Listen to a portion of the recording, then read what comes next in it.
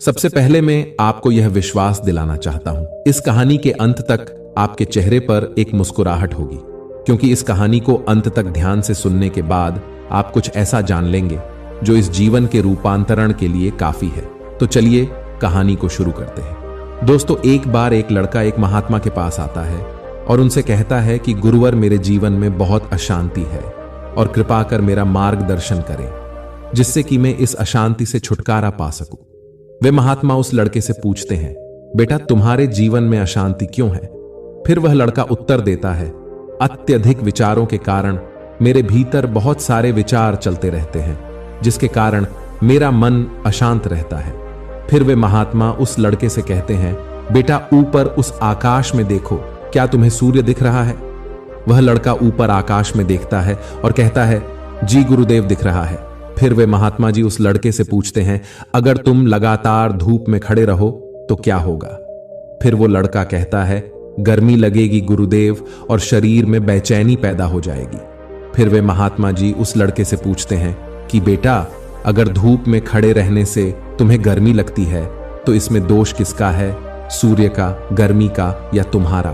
फिर वो लड़का थोड़ी देर सोचता है और कहता है, कृपा कर आप ही बताइए गुरुदेव। फिर वे महात्मा जी मुस्कुराते हैं और उस लड़के से कहते हैं कि सूर्य का काम है गर्मी देना और गर्मी का काम है गर्मी लगवाना, इसीलिए दोष तुम्हारा है। तुम धूप में जाकर खड़े हुए हो, तुम चाहो तो तुम छाया में जाकर बैठ सकते हो। ठीक उसी प्रकार हमारे मन का स्वभाव है विचारों और भावनाओं की खिचड़ी पकाना, और विचारों और भावनाओं का काम है तुम्हें दिशा दिखाना। अब उस दिशा में तुम्हें चलना है या नहीं, यह सिर्फ तुम्हारे हाथ में है। देखो, ध्यान से समझो कि विचार और भावनाएं समस्या नहीं है, बल्कि तुम्हारा उनसे जुड़े रहना समस्या है। सोचो कि तुम धूप में खड़े हो और तुम चाह रहे हो कि तुम्हें गर्मी ना लगे। क्या यह संभव है? अगर तुम्हें गर्मी से बचना है तो तुम्हें अपनी जगह बदलकर धूप से छाया में जाना है। ठीक उसी प्रकार मनुष्य के अशांति के 4 आयाम हैं, तन, मन, दिल, बुद्धत्व। दोस्तों, बुद्धत्व यानी कि बुद्धि के परे की स्थिति है, उसे बुद्धत्व कहा जाता है। दूसरे और तीसरे आयामों में हमेशा उथल पुथल रहती है, यानी मन में विचार चलते रहते हैं और दिल में भावनाएं होती हैं, और ये दोनों ही आयाम बहुत ही शक्तिशाली है। विचार क्षणिक होते हैं और भावनाएं देर तक टिकती है। इसे तुम ऐसे समझो जैसे कि कल तुम जिसे खोने से डरते थे, आज वो तुम्हारे पास नहीं है और आज तुम्हें उसकी कमी महसूस नहीं होती है। कुछ समय तक हुई थी, लेकिन अब नहीं हो रही है, क्योंकि भावनाओं को अलग होने में थोड़ा समय लगता है। विचार तुरंत बदल जाते हैं, जैसे अभी तुम कुछ और सोच रहे थे और थोड़ी देर बाद कुछ और सोचने लग जाओगे। इन भावनाओं के कारण ही तुम्हें किसी से प्रेम हो जाता है और फिर वही प्रेम नफरत में बदल जाता है, मित्र ही शत्रु बन जाता है। उसके बाद वह लड़का उस महात्मा जी से कहता है, गुरुदेव फिर इसका उपाय क्या है? फिर वे महात्मा जी उस लड़के से कहते हैं, बेटा उपाय यह है कि तन के आयाम पर काम करना, और यह सबसे आसान तरीका है। शरीर के स्तर पर हमारी कर्मेंद्रिया है और ज्ञानेंद्रिया है। हमारी कर्मेंद्रिया कर्म से जुड़ी हुई है और हमारी ज्ञानेंद्रिया ध्यान से जुड़ी हुई है। इनके प्रति हम अपनी संवेदनशीलता को बढ़ा सकते हैं, और इसका मतलब यह है कि हम जो भी कार्य करें उसे आनंद के साथ कर सकते हैं। जैसे अगर आप पानी पी रहे हो तो पूरी तरह से पानी ही पियो, यानी पानी पीने में अपना 100% कर दो। फिर लड़के ने कहा, ऐसा करने से क्या होगा गुरुदेव? ऐसा करने से तुम मन और दिल के आयाम से हटकर शरीर के आयाम पर आ जाओगे, और यह बिल्कुल ऐसा है जैसे कि तुम धूप से हटकर छाव में आ गए। मन और हृदय के आयाम पर अपना काम चल रहा है, लेकिन तुम्हारी जागरूकता तन पर आ गई है। जैसे कि सुबह उठो तो सूरज की किरणों को महसूस करो और हवा को महसूस करो। आंखें बंद करके पक्षियों की आवाजें सुनो। लगातार तन के आयाम पर काम करने से तुम एक दिन हैरान हो जाओगे कि तुम पक्षियों की आवाजें तो कानों से सुन रहे हो, लेकिन तुम्हारा मन शांत हो रहा है।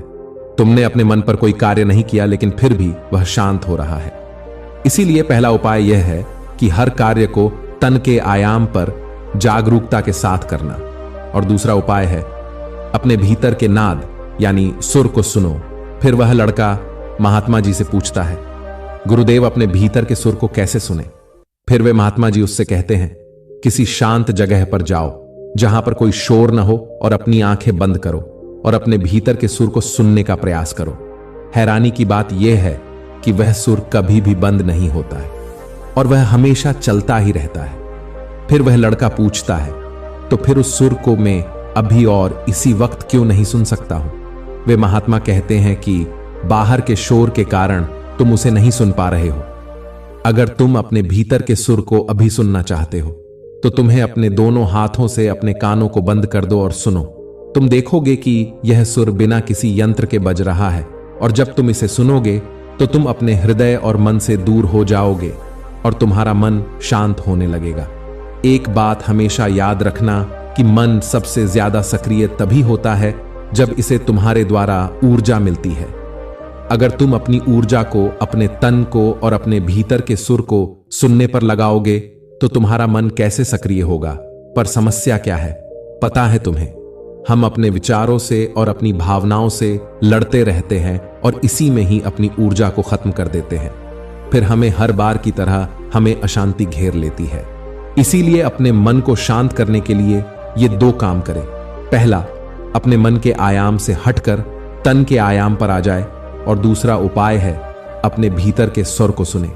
दोस्तों, वह लड़का तो उन महात्मा की बातों को समझ जाता है, लेकिन क्या आप समझ पाए?